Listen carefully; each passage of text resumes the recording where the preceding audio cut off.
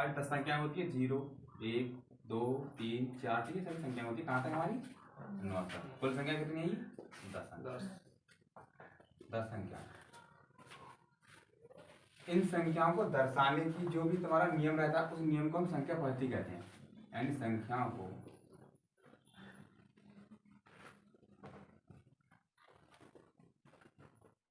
दर्शाने, लिखने या वर्गीकृत करने के नियम को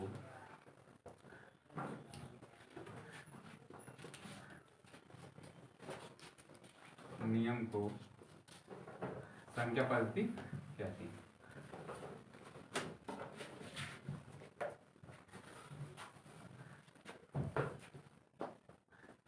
ये जो दिखाई दे रहा है इन्हें बोलते हैं अंक।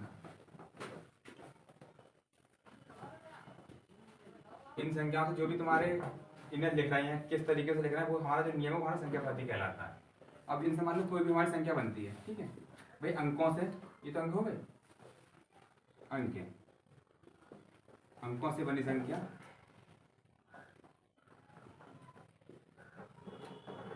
संख्यांक कहलाती है। इस संख्या को बोलते हैं संख्यांक।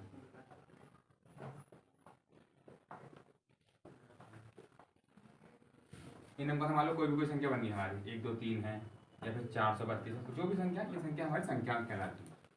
अब संख्याओं के प्रकार की बात करते हैं। तो संख्याओं के प्रकार क्या होते हैं,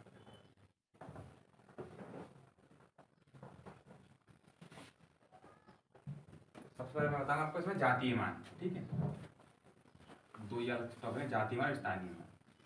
तो समझा, जातीय मान, जातीय मान क्या होता है, किसी भी संख्या का जो स्वयं का जो मान होता है वो हमारा जातीय मान कहलाता है। किसी संख्या की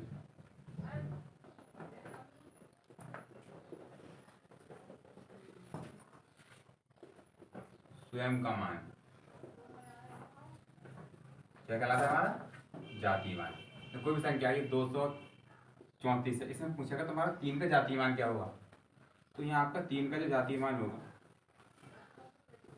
3 का जातीय मान हमारा 3 होगा। पूछ लेता है 2 का जातीय मान क्या होगा, तो 2 का जातीय मान हमारा भी यहाँ पर 2 ही होगा।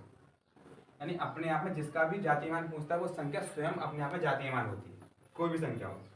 अन्य मान लो कोई भी दे रखा है 400, ये कोई भी संख्या दे रही है, इसमें पूछता है 6 का जातीय मान, 6 का जातीय मान 6 होगा, 7 का 7 होगा। ये तो होगी जातीय मान की बात। सेम इसी तरह का अन्य टॉपिक रहता है हमारा स्थानीय मान। स्थानीय मान का क्या है,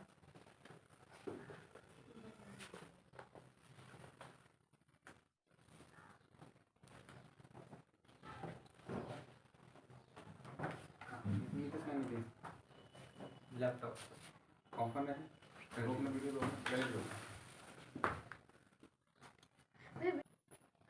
ये बात होगी हमारे जातीय मान की। सिर्फ इसी तरह की हमारा अन्य रहती है हमारी स्थानीय मान। भाई नाम से आपको पता चल रहा है स्थानीय मान, उसके स्थान का जो मान है वो हमारा स्थानीय मान कहलाएगा। स्थानीय मान कोई भी संख्या हमारी स्थानीय मान का क्या है, तो कोई भी संख्या दे रखी है मान लो 7 3 4 6, इसमें आपको पूछ लेता है 3 का स्थानीय मान ज्ञात कीजिए, तो हम 3 देखते हैं और 3 के बाद में जो भी संख्या है इन सभी को बना देते हैं 0, हमारे हो गए स्थानीय मान। अन्य कोई संख्या मान लो, पूछता था 6 का स्थानीय मान। अब ये देखो 6 इसमें 2 स्थानों पर है, एक 6, इस वाले 6 का स्थानीय मान 60 होगा, जबकि इस वाले 6 का जो स्थानीय मान होगा 1 2 3 4, कितने 0 बना दें 4 0।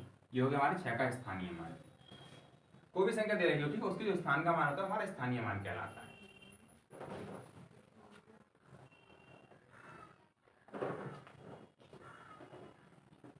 नेक्स्ट आता है हमारी संख्याएं। संख्याओं के प्रकार, कौन कौन से प्रकार की हमारी संख्याएं होती हैं।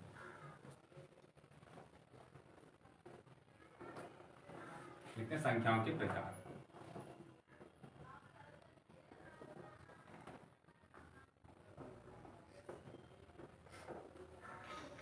नंबर 1 है प्राकृतिक संख्या।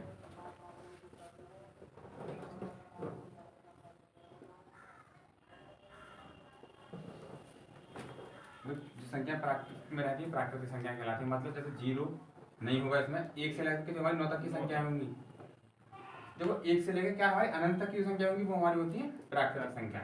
मतलब 1 2 3 4 ये सब चलती जाती है, इसमें हमारा 0 सम्मिलित नहीं होता है। नेक्स्ट हमारा पूर्ण संख्याएं।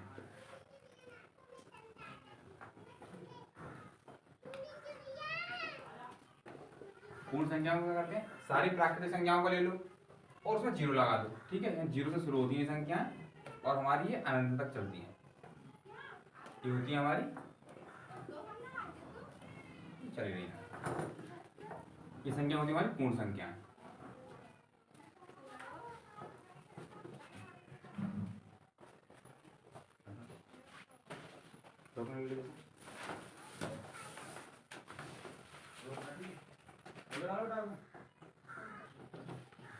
नेक्स्ट हमारे पूर्णांक। पूर्णांक क्या रहता है, 0 से लेके 0 और माइनस और प्लस की जो संख्या होती है हमारे सब पूर्णांक में आती है।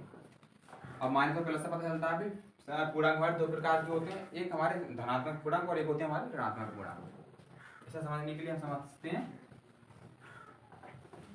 ऐसे ये है, कोई भी एक हमारी लाइन है, हमारे बीच में ये शून्य होता है, इधर क्या बोलते हैं 1 2 3 4 5 6 7 8 ये सब होते हैं प्लस में, इधर होते हैं माइनस में, ठीक है। ये संख्या है, तो जो हमारी संख्या रेखा पर जितने भी अंक हमारे प्रदर्शित होते हैं वो सभी हमारे पूर्णांक कहलाते हैं। क्या कहलाते हैं हमारे पूर्णांक, तो ये सभी संख्या हैं।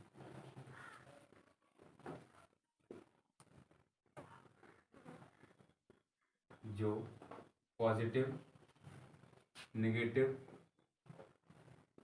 व शून्य हो पूर्णांक कहलाते हैं।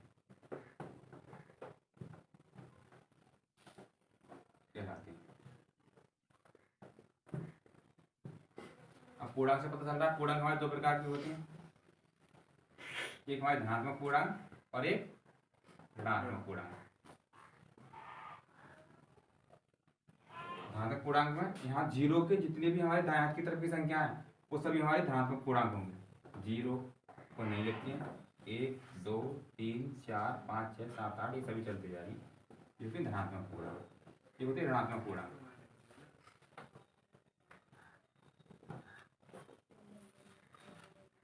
ऋणात्मक पूर्णांक में क्या है, ये सब होती है माइनस के, -1 -2 -3 -4, ठीक है। देखो ये होती है हमारी माइनस इनफाइनाइट तक, मतलब माइनस के अनंत तक चलती है संख्या, जबकि ये संख्या चलती है हमारी अनंत तक, यानी प्लस का जो अनंत होता है वो होती है हमारी प्लस के अनंत तक। और 0 जो हमारा उदासीन पूर्णांक है, ठीक है। 0 क्या है, उदासीन पूर्णांक है।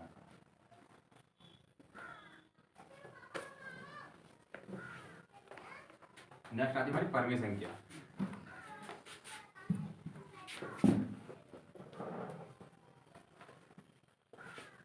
परमीय संख्या में क्या है, वे संख्याएं जिन्हें P/Q के रूप में लिख सकते हैं।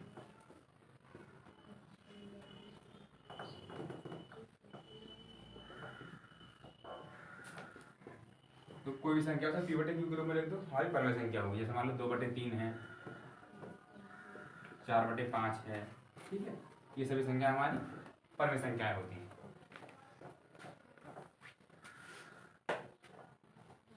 इसी की तरह सेम एक टॉपिक आता है अपरमीय संख्याओं का। अपरमीय संख्याएं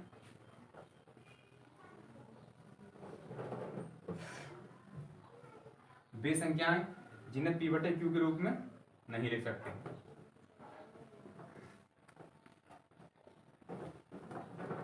ये हमारी अपरमीय संख्या कहलाती है। देखो परमीय संख्या में कहता है वे संख्या जिन्हें हम P/Q के रूप में लिख सकते हैं वो हो गई हमारी परमीय संख्या। 2/3 है, 4/5 है, 6/8 है, जितनी भी संख्या होती है हमारी परमीय संख्या कहलाती है। अपरमीय संख्या में क्या है, इसे P/Q के रूप में नहीं लिख सकते। जैसे हो गया हमारा √2, √3, √5, ठीक है। ये होगी सारी की सारी हमारी अपरमीय संख्या।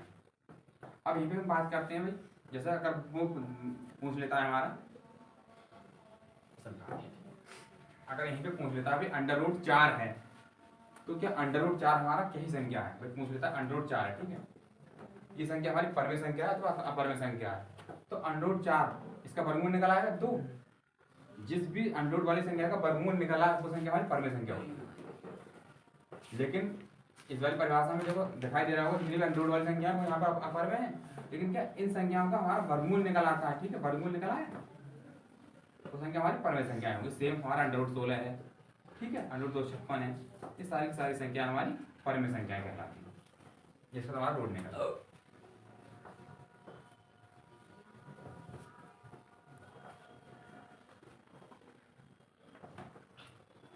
नेक्स्ट हमारी वास्तविक संख्या है।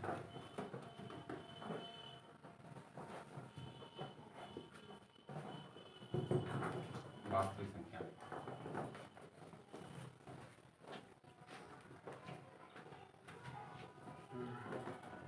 तो जितनी भी हमारी परमेय संख्या, ये जितनी भी अपरमेय संख्या होती हैं सभी संख्या हमारी वास्तविक संख्या होती है। जितनी जो भी तुम्हारी संख्या है, जितनी जो भी संख्या तुम्हारी परमेय अपरमेय है, सभी संख्या तुम्हारी वास्तविक संख्या कहलाती है। इसे बोलते हैं ना रियल नंबर। ये रियल नंबर वो होते हैं नेचुरल नंबर, प्राकृतिक संख्या जो हमारी 1 से शुरुआत होती है। ठीक है, तो मैं आपको बता चुका हूँ भाई, सबसे पहले प्राकृतिक संख्या 1 से लेकर शुरुआत होने वाली संख्या हमारी प्राकृतिक संख्या कहलाती है। पूर्ण संख्याओं में आप 0 को साथ में ले लो, हमारी पूर्ण संख्या बन गई। फिर आता है पूर्णांक। पूर्णांक में क्या है, हमारी निगेटिव और पॉजिटिव और हमारी शून्य संख्या है वो सभी की सभी संख्या हमारी पूर्णांक कहलाती है। फिर आई हमारी परमेय संख्या, वे संख्या जिन्हें हम पीवटी के रूप में लिख सकते हैं हमारी परमेय संख्या कहलाती है। फिर आती है अपरमेय संख्या, वे संख्या जिन्हें पीवटी के रूप में नहीं लिख सकते वो हमारी अपरमेय संख्या होगी। जैसा तुम्हारा √2 है, √5 है, ये सभी हमारी अपरमेय संख्या में आती है। लेकिन वो संख्या जिनका हम वर्गमूल निकाल सकते हैं वो संख्या हमारी परमेय संख्या के अंतर्गत आती है। सिर्फ पूछता है पाई हमारी कैसे ही संख्या है, भाई पाई को पूछ रहे, ठीक है। तो पाई का मान होता है 22/7, लेकिन ये 22/7 लगभग में आता है, मानिए लगभग में। इसलिए जो हमारी पाई जो है, पाई को हम यहाँ पर अपरमेय नंबर बोलते हैं। सिर्फ पाई की बात करते हैं, ठीक है। पाई वाली कैसी संख्या है, सिर्फ पाई अपरमेय संख्या है। पाई हमारी अपरमेय संख्या, ठीक है। नेक्स्ट टॉपिक हमारा सम संख्या है। ये सम संख्या के बारे में बताइए, वो सम संख्या है।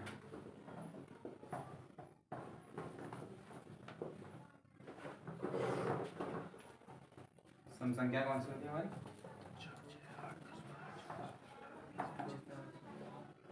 सम संख्या होती है वे संख्याएं जो हमारे 2 से पूर्णतः विभाजित हो जाए, सम संख्या कहलाती है। पूर्ण से विभाज्य होने वाली संख्या सम संख्या कहलाती है।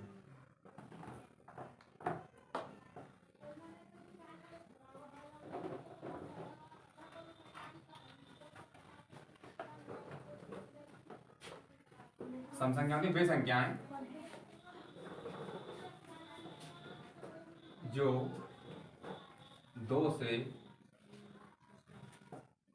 पूर्णतः विभाज्य हो जाएं।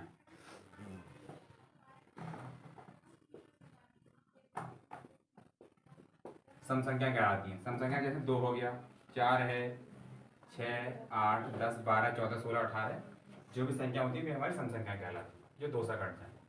सेम होती है हमारी अभाज्य संख्या, सॉरी विषम संख्या, विषम संख्या।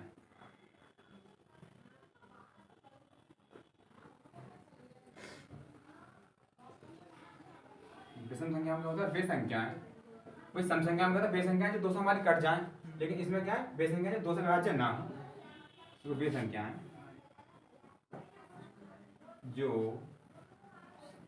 2 से विभाज्य ना हो विषम संख्या कहलाती है। विषम संख्या हमारी 3, 5, 7, 9, 11, 13 ये सभी संख्या हमारी विषम संख्या कहलाती है।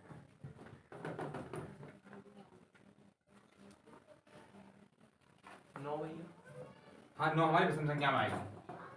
9 विषम संख्या में, क्योंकि 9 हमारा 2 से नहीं कटेगा, विषम संख्या होगी। नेक्स्ट हमारी अभाज्य संख्या है। नेक्स्ट है अभाज्य संख्याएं। देखो अभाज्य समझो, अभाज्य संख्या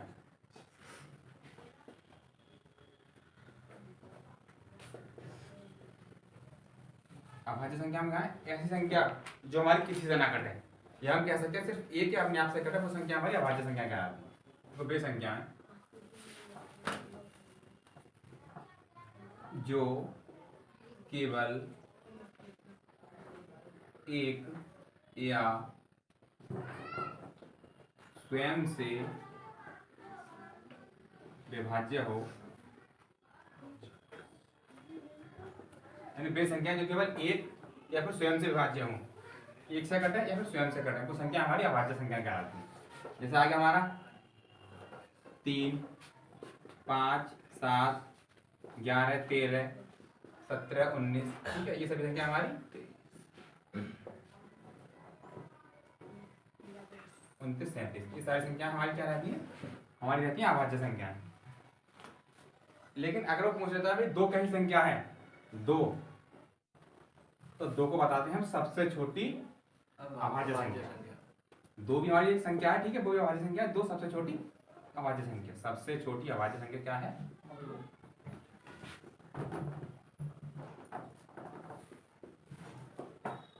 सबसे छोटी अभाज्य संख्या क्या है हमारी, दो। पूछता है सबसे छोटी प्राकृतिक संख्या क्या होगी हमारी, वो एक होगी। सबसे छोटी पूर्ण संख्या हमारी 0 होगी। और सबसे छोटा पूर्णांक क्या होगा, सबसे छोटा पूर्णांक मैंने बताया 0 से इधर माइनस इनफाइनाइट तक, ये हो प्लस इनफाइनाइट तक, ठीक है। सबसे बड़ा ये हो गया, सबसे छोटा ये हो गया, छोटा ये हो गया बड़ा, ठीक है। तो क्या कहते हैं माइनस अनंत या माइनस इनफाइनाइट। यानी प्लस की इनफाइनाइट वो संख्या होती है जिसे हम काउंट नहीं कर सकते, लेकिन माइनस की प्लस की इनफाइनाइट वो संख्या होती है वो सबसे बड़ी संख्या जिसे हम काउंट नहीं कर सकते। प्लस का अनंत हो गया, फिर आता है माइनस का अनंत, इतनी छोटी से छोटी वह संख्या जिसे हम काउंट नहीं कर सकते। भाई उसे काउंट हम अनंत प्लस अनंत वाले को भी नहीं करेंगे, ना हम माइनस अनंत वाले को कर सकते, लेकिन क्या माइनस अनंत की वो सबसे छोटी संख्या है और प्लस वाली सबसे बड़ी संख्या है। तो दो होगी सबसे छोटी अभाज्य संख्या, लेकिन दो अपने में सम संख्या भी है, तो हमारी सम संख्या भी है और हमारी क्या होगी अभाज्य संख्या भी है, ठीक है। तो आपको ऑप्शन पर सही से ध्यान देना होगा क्या पूछ रहा है उसमें। ये होगी अभाज्य संख्या, ये होती है भाज्य संख्या। ये बात होगी अभाज्य की, सेम होती है इसी तरह भाज्य। भाई अभाज्य संख्या की परिभाषा होती है वे संख्याएं, अभाज्य की बात कर रहा हूं, वे संख्याएं जो एक अथवा स्वयं से कटे वो हमारी अभाज्य संख्या कहलाती हैं। लेकिन भाज्य का मतलब है वे संख्याएं जो एक से, स्वयं से, इसके अलावा तीसरी अन्य संख्या से भी कटे। भाई वे संख्या जो एक से कटे, स्वयं से कटे और तीसरी अन्य संख्या से कटे हमारी भाज्य संख्या कहलाती है। तो लिख लो वे संख्याएं जो एक, स्वयं के अलावा या के अतिरिक्त अन्य संख्या से भी विभाजित हो, हमारी भाज्य संख्या कहलाती है।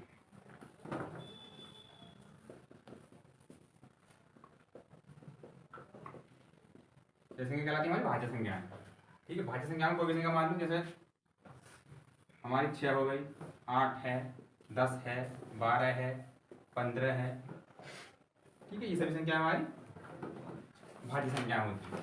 15 हमारी विषम संख्या है और हमारी 12 सम संख्या है, तो क्या इसमें सम और विषम संख्याएं भी शामिल हो सकती हैं, लेकिन कुछ ही होंगी हमारी। जब 17 को क्या है, 17 हमारी है तो विषम, लेकिन इसमें सम्मिलित नहीं है, क्योंकि 17 एक से कट रहा है और 17 से, इसके अलावा किसी अन्य संख्या से हमारी नहीं कट रही, तो क्या ये हमारी नहीं होगी, इसमें बढ़ा देते हैं, ठीक है। ये संख्या होंगी।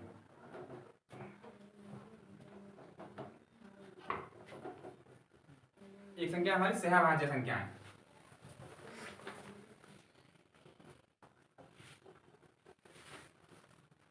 वह सह अभाज्य है।